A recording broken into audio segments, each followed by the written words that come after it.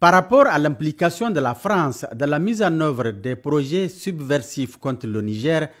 un chef terroriste tout récemment arrêté appartenant à la faction terroriste de Korsinga qui a participé à une réunion à Sokoto au Nigeria le 18 avril 2024 sur la mise en œuvre des 10 projets a formellement reconnu parmi 78 photos qu'on lui a présentées au cours de son audition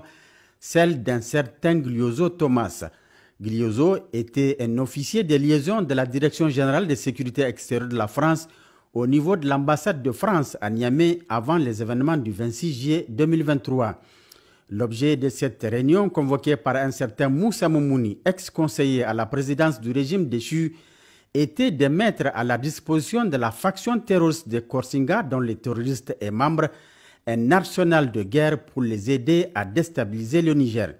Ce sont des grands projets terroristes dont l'une des bases arrières se trouve dans la zone de Guédera, dans le lac Tchad, où une équipe formée par les Français et commandée par Rissa Agboula est déjà positionnée en ce moment pour passer à l'acte. Rissa Agboula a été effectivement aperçu le mercredi 11 septembre 2024 dans le lit de lac Tchad. Voilà des indices concordants qui en disent long sur la complicité de certains Nigériens dans la commission des actes subversifs au Niger.